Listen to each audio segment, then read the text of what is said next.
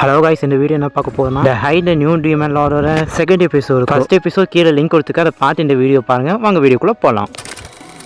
Episode starting அந்த mansion நம்ம hero பத்தி சொல்றான். அவன் பேரு கிம் ஜூன். இந்த கம்பெனில அவன் ஒரு வருஷமா வேலை பார்க்கறான். ஆனாலும் எந்த வேலை சொன்னா சரியாவே செய்ய மாட்டான் இவன். இப்ப ஹீரோ பத்தி சொல்லிட்டு நம்ம தலை ஷாக்ல பார்க்க அவனே நம்ம டீமன் குயினும் என் கண்ணுக்கு போயிருச்சான்னு செக் பண்ணிட்டு இருக்கு. ஏன்னா இவனை பார்க்க அச்சஸ் லியோன்ட் மாதிரியே இருக்கிறான். ஒருவேளை அவனோட மறுபெருவியாப்பான்னு மனசுக்குள்ள நினைச்சிட்டு டே கிம் சீக்கிரமா இங்க வாரா, ஒரு சின்ன விஷயத்துக்கு அவன் உருப்பையா பண்ண முடியாது. அதுக்கு நம்ம ஹீரோ என் தயவு செஞ்சு மன்னிச்சிருங்க. சரி சீக்கிரம் அந்த பேப்பர் கப்பை நெருப்பி வரி. ஓகே சார் நெருப்பி வைக்கிறேன்னு சொல்லி அவனும் போக நம்ம ஆஃபீஸ் வேலை போய் யாராச்சும் நம்ம திட்டினாங்க நம்ம சிரிச்சுக்கிட்டே இப்படி சமாளிப்போமா, அதே மாதிரி ஹீரோ சமாளிக்க இதை பார்த்து டீமன் குயின் இவன் ஏன் முட்டாள் மாதிரி சிரிச்சிருக்கான். அவன் ஏதாவது பேச கண்டுக்காங்க, நான் இந்த ஆஃபீஸ் சுற்றி காட்டுறேன்னு சொல்லி அவன் சுற்றி காமிச்சு இந்த கம்பெனி பற்றி நான் சொல்லவும் தெரியல உங்களுக்கு யாரு, இந்த கம்பெனி எப்படிப்பட்ட கம்பெனி உங்களுக்கு தெரியும்னு சொல்லிட்டு அவனும் போயிட்டு இவன் ஹீரோ வம்சாவளி வந்தவன் இவன் இப்படி இருக்காங்க சண்டிகேட்ல பார்த்து அதுக்கேற்ற மாதிரி தான் நம்ம ஆளோ. எனக்கு ஒரு காஃபி வேணும், எனக்கு ஒரு காஃபி வேணும், என்னோட காஃபி டிகாப்ஷன் போட்டு கொஞ்சம் பாட்டு கொண்டு வான்னு சொல்லி அதுக்கு நம்ம கிமோ அவன் டிகாப்ஷனா என்னன்னு கேட்க டிகாப்ஷனா என்னன்னு கூட தெரியல, நீ இந்த வாழ்க்கையில என்னத்தை சாதிக்க போறேன்னு கேட்டுருக்கு. அதுக்கு நம்ம கிமோ என் தயவு செஞ்சு மன்னிச்சிருக்குன்னு சொல்ல அவனா இதே சொல்லு. இதை பார்த்து நம்ம டீமன் குயினும் இதுக்கு என்ன சொல்ல தெரியாம முடிச்சுட்டு இருக்கு. நம்ம மேனேஜரும் நம்ம தலைவியை பார்த்து நம்ம பாஸ் வர வரைக்கும் நீங்க அவர் கேபின்ல வெயிட் பண்றீங்களான்னு கேட்க நம்ம தலைவி பாஸ் ரூம்ல உட்கார்க்க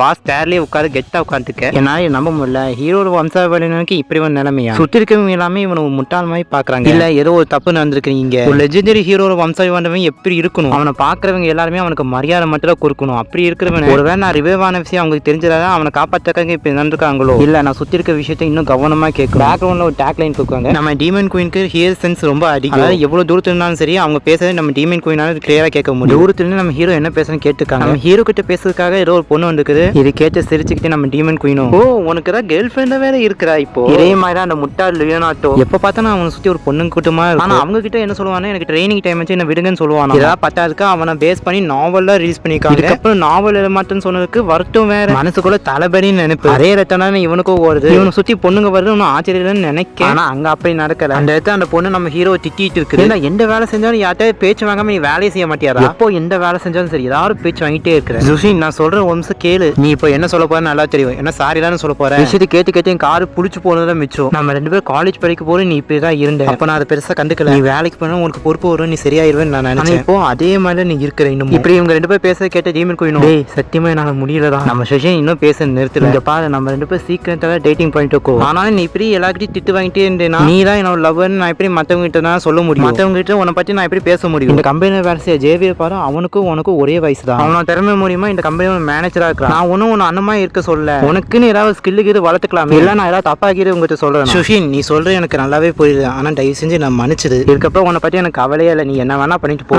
சுஷின் நான் சொல்ற ஒரு நிமிஷம் கேளு. இந்த பிரச்சனைக்கா காரணம் நான் இல்ல நீ தான். நீ என்ன பாக்குற விதத்தை பார்த்து நான் வில்லன்மா இருக்கிற போது சொல்ல போனா இங்க சிம்பிளா என்ன நடக்குதுன்னா நம்ம ஹீரோவை பிரேக்கப் பண்ண போறான். இது இப்படி சிம்பிளா சொல்லிட்டு போறாம இது பக்கமா டயலாக் சொல்லிட்டு போயிட்டு இருக்கு. இதெல்லாம் கேட்ட டீமன் குயினும் இவன் இப்படி பயந்து போன நாய்க்குட்டிமா இப்படி கெஞ்சிட்டு இருக்கான் தன்னோட லவ் கிட்ட. அவ பேசுற வார்த்தைக்கோ தாங்க முடியாத ஆளா இவன். உண்மையாவே அந்த ஹீரோட வம்சாவளியில வந்தவன் தான் இவன். ஹீரோட வம்சாவளி வந்த விஷயத்த அவன்கிட்ட சொன்னா அவனே ஃபர்ஸ்ட் நம்ப மாட்டான். ஒரு வேலை லவ் பண்றவங்க இப்ப பேசுவாங்க போருக்கு ஒருத்தவங்க பத்தி இப்படி பேசி அவங்க புரிஞ்சுப்பாங்கன்னு நினைக்கிறேன். நம்ம டீமன் குயின் நினைச்சிட்டு இப்ப அங்க என்ன இருக்குன்னா நம்ம ஹீரோ என்ன சொல்றான், நீ ஃபர்ஸ்ட் இங்க இருந்து போ, அங்கேயே காத்து வாங்கிட்டு கொஞ்சம் பொறுமையா வர. இது கேட்ட சுஷியனும் சரி கொஞ்சம் பொறுமையா வா சொல்லி திரும்ப கரெக்டா அங்க ஜேவி நிக்கிறான். ஏன்னா திருப்பி நீங்க ரெண்டு பேரும் சண்டை போட்டீங்களா அவன் கேட்க அவன் என்ன சொல்றானா எனக்கு தெரிய மாட்டேங்குது அவன் எப்போ மெச்சூரா நடந்துப்பான். அதுக்கு ஜேவியர் 1000 சொன்னாலும் அவன் கொஞ்சம் நல்லவன் தானே.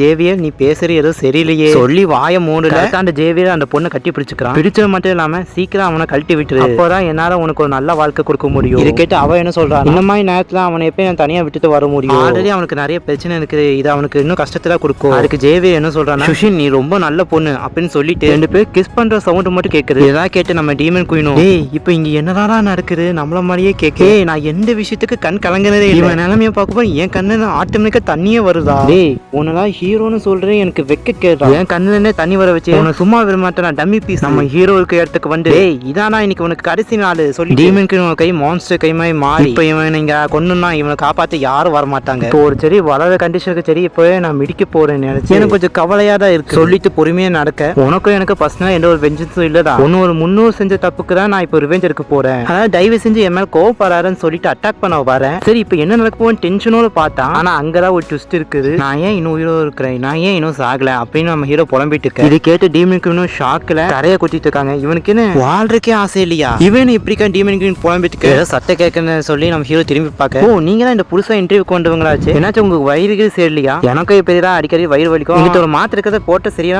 நிக்கின்னு பார்த்து நான் மாத்திரை கொண்டு வர மறந்துட்டேன். இப்படி நம்ம ஹீரோ வெகுளித்தனமா பேசிட்டு இருக்க. ஆனா நம்ம டீமன் குயின் என்ன யோசிக்கிறாங்கன்னா, இல்ல இப்ப சாகணும்னு நினைக்கிறவனா நான் கொல்லக்கூடாது, அது என்ன ஒரு ரிவெஞ்சா இருக்காது, நான் அவனுக்கு ஹெல்ப் பண்றமே ஆயிரும் அப்படின்னு நினைச்சுக்கிட்டு நம்ம ஹீரோ பார்த்து, இல்ல இப்ப கொஞ்ச நேரத்துக்கு நீ பேசினது கேட்டேன், இல்ல நான் செத்தா பரவாயில்லன்னு சொல்லிட்டு இருந்தியே, இந்த உலகத்தை நாய் பூனை எலி ஏன் பூச்சி கூட ஒரு நாள் உயிரோடு இருக்கு, அவ்வளவு போராடிட்டு இருக்குது, அப்படி உண்டு இந்த சின்ன வயசுல ஏன் இந்த மாதிரி விஷயம் நினைக்கிறேன் ஒரு நிமிஷம். அப்ப நான் சொன்ன எல்லாத்தையுமே நீ கேட்டுட்டியா? இப்ப நான் சொன்ன நினைச்சு எனக்கு வெக்க கேடா இருக்கு. நான் என்ன பண்றது, வாழ்க்கையில பிரச்சனை இருக்கலாம், என் வாழ்க்கையே பிரச்சனையா இருக்கு. அப்படி பத்தி இந்த வாழ்க்கைக்காக நான் ஏன் போராடணும் எனக்கு புரியல. ஒருத்தனுக்கு எப்படி இவ்வளவு பிரச்சனை இருக்கும், ஆனாலும் எவ்வளவு தடைகள் இருந்தாலும் நிறைய படிக்கெல்லாம் மாத்தி முன்னோக்கி போறான்னு மனசு ஏறுது. நீங்க சொல்றதெல்லாம் சரிதான், ஆனாலும் என் வாழ்க்கைக்கு செட் ஆகாது. இப்படி பேசிக்க நேரத்துல நம்ம ஹீரோக்கு கால் வருது. ஹலோ சார், என்ன சார் ஏதாவது விஷயம்? ஓ சாரி சார், நான் மேல இருந்து அதாவது வரலாம். ஓ சீக்கிரமா வரணுமா? சரி ஓகே சார், நான் வரேன் சார். இதை பார்த்து டீமன் குயின் கடுப்புல பாக்க, இப்படி அவசரமா நம்ம ஹீரோக்கு எது கூப்பிடுறாங்க? சார் கவலைப்படாதீங்க சார், எப்பயாச்சும் நான் கருப்பா பூச்சி நான் இன்னைக்கு பிடிச்சிடறேன் அப்படின்னு சொல்லிட்டு போக, டேய் கருப்பா பூச்சி பிடிக்கிறா ஒரு ஆள் வேணும், ஒரு கருப்பா பூச்சி மிடிச்சிட்டு போற விட்டு மேல கொண்டு போன் பண்ணி ஒருத்தனை வர வச்சு பிடிக்கணும், என்ன கொடுமை சார். இதெல்லாம் கேட்ட டீமன் குயினும் சிரிச்சுக்கிட்டே, இப்ப நான் என்ன செய்யணும்னு தெளிவா எனக்கு புரிஞ்சது. நம்ம டீமன் குயினும் பயங்கரமா பிளான் பண்ணேன். அப்படியே சேம் கட் பண்ணி ஒருத்தனை காட்டுறாங்க. இவன்டா இந்த கம்பெனியோட பேக்கு, சாரி இந்த கம்பெனியோட பாஸ். சாரி நான் வர கொஞ்சம் லேட் ஆயிடுச்சு, இன்டர்வியூ ஸ்டார்ட் பண்ணலாம்னு கேட்க,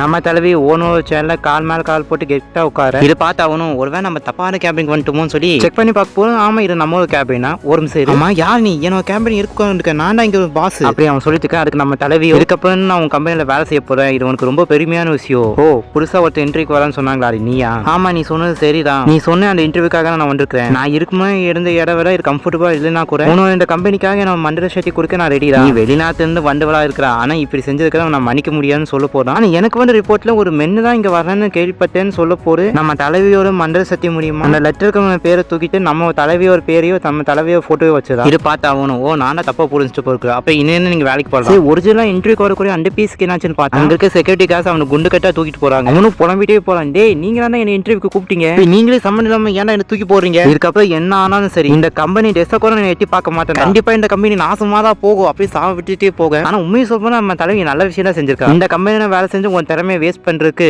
இது விதவே ஒரு பெரிய பெரிய கம்பெனிக்கு நல்ல வாய்ப்பு இருக்கு. சொல்றது எனக்கு புரியுது, மொக்க ஜோக்ராப்பா தான் கடையை வாங்கி சரி ஆரம்பிச்சிடலாம். நம்ம பாஸ் எல்லாரும் முன்னாடி இந்த கம்பெனிக்கு இப்போ ஒரு புது எம்ப்ளாயி வந்திருக்காங்க, இவங்க ஒன்றும் சாதாரணமான ஆள் இல்லை, வெளிநாட்டுல படிச்சு வெளிநாட்டுல வேலை செஞ்சு இங்க வந்திருக்காங்க நம்ம கம்பெனிக்காகவே. இவங்களோட பேர் என்ன தெரியுமா, மிஸ் டெலாகன் அப்படின்னு சொல்லி இன்ட்ரோடியூஸ் பண்ணி வைக்க, இது பார்த்த தலைவி அந்த எம்ப்ளாயிஸ் பார்த்து, இந்த குப்பை கம்பெனியில வேலை செய்ய எம்ப்ளாயிஸ் நீங்க தானா, இதுக்கப்புறம் நானும் உங்க கூட வேலை செய்ய போறேன் கேட்ட அந்த வேலை செய்யறவங்களோ அவங்க கூட பேசிட்டு இருக்காங்க. இவ என்ன இப்ப சொன்னா ஒருத்தங்க சொல்ல, இன்னொருத்தங்க சொல்றாங்கன்னா அவங்க சொன்னதெல்லாம் கரெக்டான்னு சொல்ல, இன்னொருத்தன் இவன் வெளிநாட்டுல வேலை செஞ்சு வரானே அதான் இந்த திமிரு இருக்குன்னு போறது இருக்குது. இப்ப 4 பேர் 4 விதமா பேச கேட்டு நம்ம பாஸோ, மிஸ் டெலாங்க அவங்க காமெடி சென்ஸ் ரொம்ப நல்லா இருக்கு, ஆனா தயவு செஞ்சு இருக்கப்ப இந்த மாதிரி காமெடி பண்ணாதீங்க, எனக்கு புரிஞ்சது, நான் இருக்கப்ப இந்த மாதிரி பண்ண மாட்டேன். நம்ம பாஸ் செவனே நம்ம ஹீரோ குக்கிம் நீ தான் இருக்கப்ப இவருக்கு எல்லாம் சொல்லி கொடுக்கணும், என்ன நான் தான் சொல்லி கொடுக்கணுமா? ஆமா நீ தான் இந்த கம்பெனி சீனியரா ஒரு பையன், அதாவது நீ இந்த கம்பெனி பத்தி இவங்க சொன்னா கரெக்டா இருக்கும். முக்கியமா இந்த கம்பெனியோட ஒர்க் எப்படி, இவங்க எப்படி வேலை செய்யணும், இந்த நாட்டோட கல்ச்சர் எப்படி, மற்றவங்களுக்கு எப்படி ஒரு ரெஸ்பெக்ட் கொடுக்கணும், இது எல்லாத்தையும் நீ தான் இவங்களுக்கு சொல்லி கொடுக்கணும். இப்பயும் நம்ம ஹீரோ கோச்சுக்கிற நம்ம ஹீரோ வேற வழி இல்லாம நான் ஒத்துக்கிறேன்னு சொல்லி நம்ம டீமன் குயினும் ஹீரோ பார்த்து யோசிக்க, ஹீரோவோட வாரிசு இப்போ உன்னை கொள்றாரு எந்த ஒரு அர்த்தமும் இல்லை, அதாவது இதுக்கப்புறம் இருந்து உனக்கு முழுக்க சந்தோஷத்தை நான் கொடுக்க போறேன், உன் வாழ்க்கையில ஒவ்வொரு நாளும் ஒவ்வொரு நேரமும் ஏன் ஒவ்வொரு நொடிய சந்தோஷம் மட்டும் தான் இருக்க போகுது, இந்த வாழ்க்கையில பிறந்த நினைச்சு டெய்லியும் நீ கொண்டாட போற, அந்த மாதிரி உன்னை கொண்டாட வைப்பேன். அப்படி உன் வாழ்க்கையில என்னைக்கு சந்தோஷத்துல உச்சத்துல நீ இருக்கிறன்னு நினைக்கிறியோ, வாழ்க்கையை நினைச்சு நீ சந்தோஷப்படுறியோ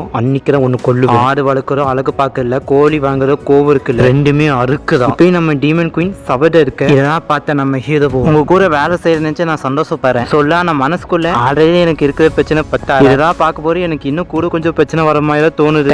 டேனஸ் என்ன ஒரே சொல்லிக்கிற மறைய வச்சிருந்தா இப்ப சொல்றதோட இங்கே இந்த எபிசோடு முடியுது.